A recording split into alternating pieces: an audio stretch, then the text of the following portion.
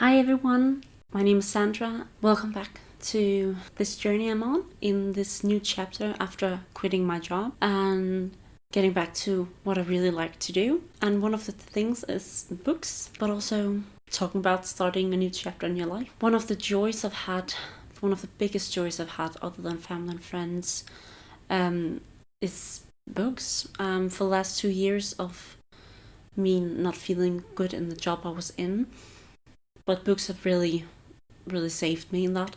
I have 3 categories of books I enjoy reading that motivates me or inspire me to live life and live life better in my own way. And the first category is romance books.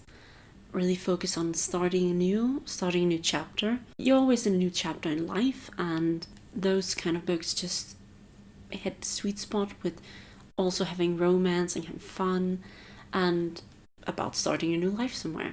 Contemporary fiction books, more of a slice of life, really, mostly about everyday people and also starting new chapters in life or getting kind of stuck in a rut or some places in life and how to get out of it. Fantasy books, I love fantasy, but there's a specific kind of fantasy that I find very motivational. So, let me put my tea down. The first book I would like to introduce to you, this lovely book. It's called Welcome to Hynam-Dong Bookshop, and it's by the lovely Hwang Bo-Reum. I don't know if I pronounced that at all correct. I love this book so much. This is a book about a woman who's just come out of a relationship and have been in kind of a rut and felt like she kind of got dragged along by the current and had no control over her life and wasn't really happy in it. And then she decides that she loves reading and she wants to open her own bookshop.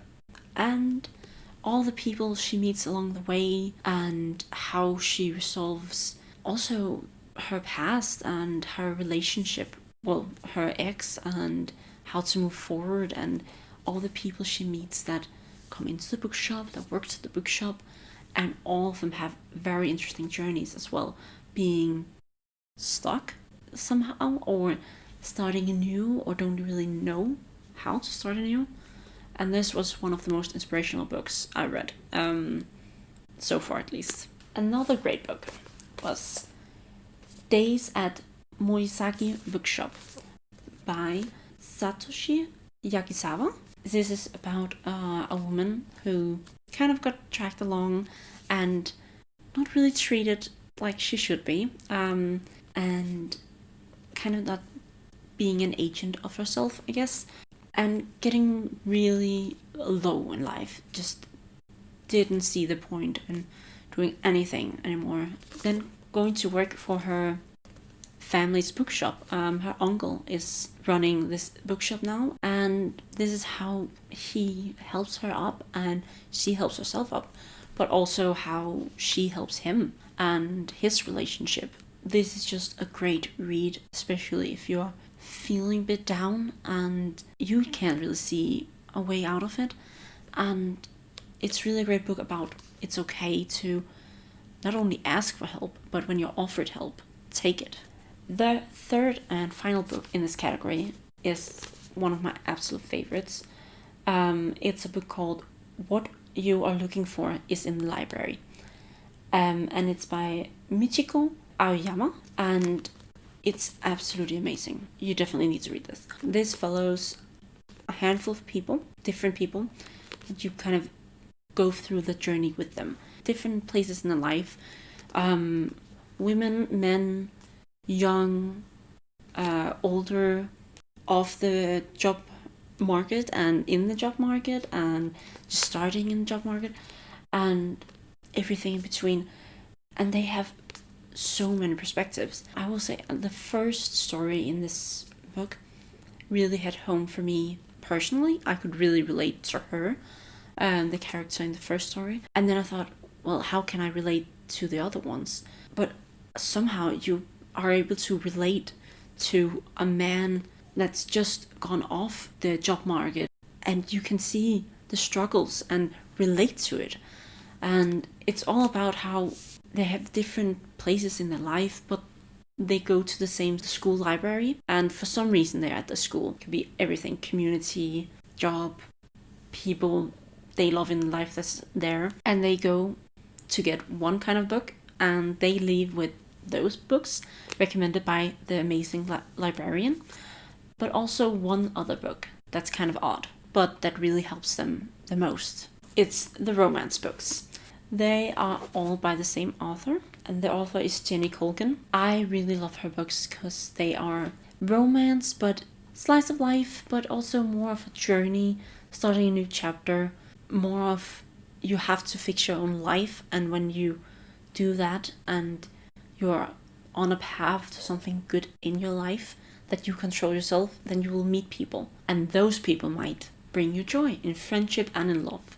So it's not as much about seeking out love, This book, this is not the English version, but it's Rosie Hopkins' Sweet Dreams something, Sweet Dream Shop, or this is about a woman living in London, and she's called by her mom and asked to take care of her great aunt. She's in her 30s, as far as I remember, late 20s, early 30s, I think, and her aunt is, I think, in her 80s or 90s. And she owns a candy store up in Lipton, and she can't take care of it anymore. And this is a lovely story about getting out of your comfort zone and discovering your family roots, but also figuring out what you actually want. Because, she is in a horrible relationship in the beginning of this book, and it's not about him abusing her or anything like that. It's more in the subtle ways, like neglect, really. And I found that very inspiring, that she's getting confidence and the value of herself, and also finding some love, but also finding the love of her great aunt. And we also see the great aunt's story back in her youth. So it's the dual story, and it continues into a great series. I bought at the same time. I think it's called The Little Beach Bakery. I think it's called in English. This is about a woman, and she moves from a big city in England, and she just broke up with her partner, and they went bankrupt with their business, and she doesn't know what to do. She has to just move somewhere, and she finds a place on an island that you can drive to sometimes when there's not a tide, and when there's a tide you can't, then it becomes an island, if you can say. So there's a bridge. She starts to work at a bakery on the island to support her renting an apartment there. And it's a very shabby apartment, cold, she's alone, and this bakery is not selling that great, and the woman that runs it are very grumpy, extremely grumpy, and very lonely. And her only salvation in this is that she loves to bake and has never had the time, and now starts to bake on her own. And, one thing leads to another, and it becomes somewhat of a success, and she meets a lot of lovely people on the way, and there's a lot of lovely scenery, and a lot about the beaches and the ocean and bees and a lovely bread. You will get hungry, and you will want to smell bread, and it just inspires you to go somewhere new, but also something that new in another way. Like, she's going completely to a new place where she doesn't know anybody, not to a family, business, or anything. She's starting completely from scratch, all alone, and she makes her own place in the world, and a place she loves, and just go all the way down and relax while doing it. So, love this book as well.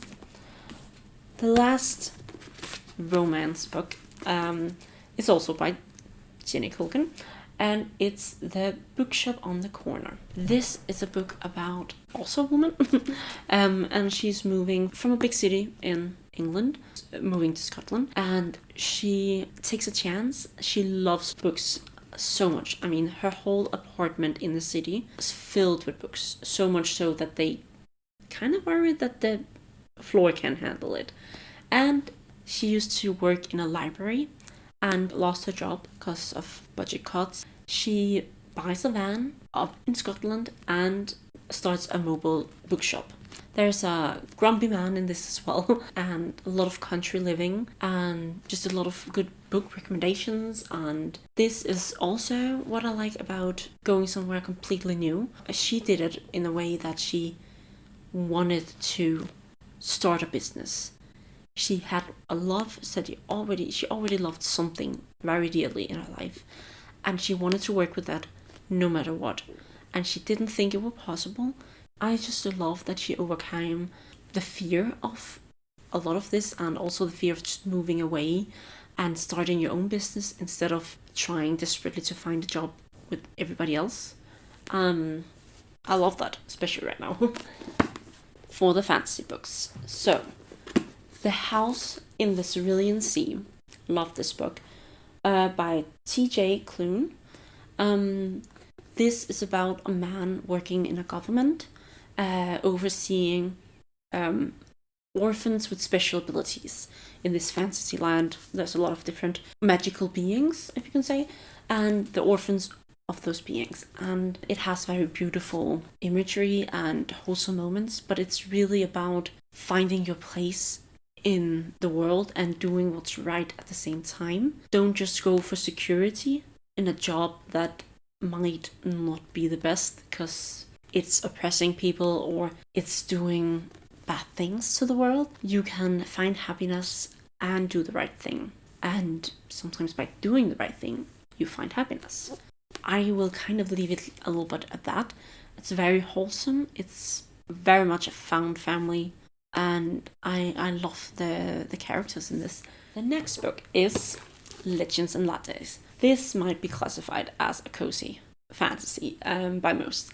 This is by Travis Baldree, and I love this book so much. This is about an orc who's done with the life of like a warrior and questing, and she wants to settle down and start her own coffee shop. And it's just wholesome but also interesting. There's a lot of problems that you face, more normal problems and then less normal problems that we can relate to, about opening a store and finding out you have to do something other than coffee. You have pastries, you have cold coffee, warm coffee, and her discovering that and inventing some of these recipes with her trusty baker and also her trusty barista. And it's also a love story. I love this so much. The last but definitely not least is The Spellshop.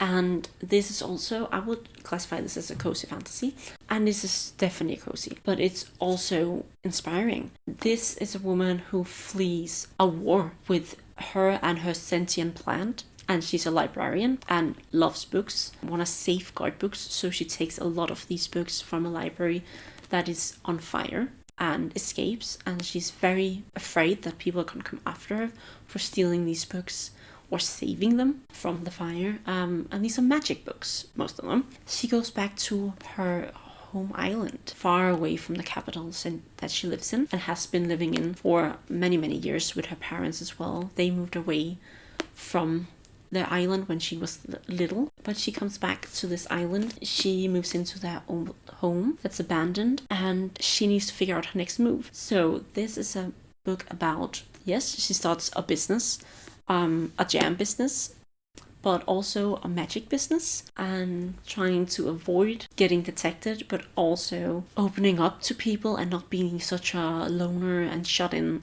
that she was in the city where she only had books and her plan. She actually is working on letting people in, and I think that's very inspiring. Opening up and kind of reconnecting with your roots, but also opening up to people and letting them help you. First of all, I mean, that's very important. You can't do everything alone. And she doesn't even from the start do everything alone. She has a sentient plant one of the best characters. Her books as well, but you can't just survive on books, even though we all want that, but you need people around you as well.